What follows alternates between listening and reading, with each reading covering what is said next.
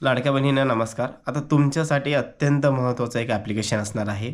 ज्या महिलांना नोव्हेंबरचा हप्ता मिळाला नाही, आता त्या मिळण्यासाठी आपल्याला काय करावं लागेल? काहीतरी करावं लागेल.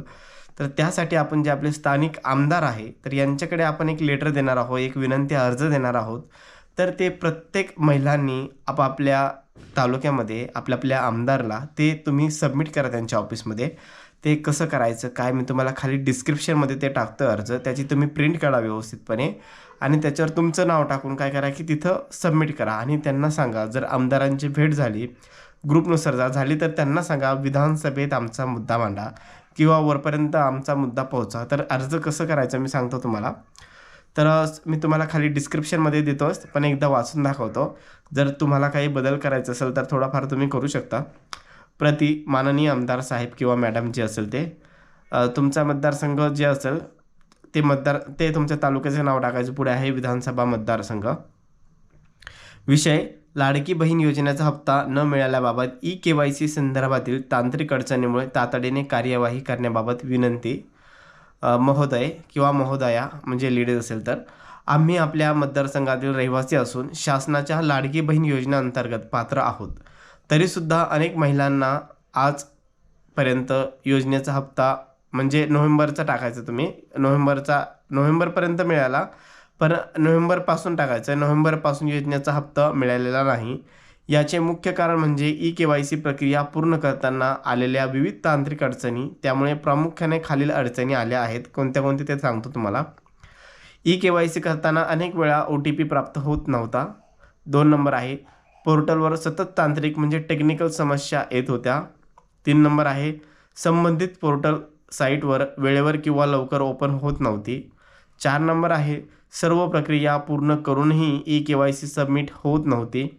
आणि 5 नंबर आहे ई-KYC अपूर्ण राहिल्यामुळे पात्र असूनही महिलांना योजनेचा लाभ नाकारला गेला. या सर्व अडचणी लाभार्थी महिलांच्या चुकीमुळे नसून त्या पूर्णपणे तांत्रिक व प्रणालीगत असल्याचे स्पष्ट आहे. त्यामुळे अनेक गरीब, गरजू व कष्टकरी महिलांचे आर्थिक नुकसान झाले आहे. तरी आपण सदर विषयांची गांभीर्याने दखल घेऊन ही बाब वरच्या स्तरावर संबंधित विभाग, मंत्री व शासनापर्यंत आमची विनंती पोहोचावी. तसेच ई-KYC प्रक्रिया पुन्हा सुरू करावी किंवा पर्यायी पद्धतीने ई-KYC पूर्ण करून पात्रता महिलांना थकीत व चालू हप्ता तातडीने देण्यात यावा.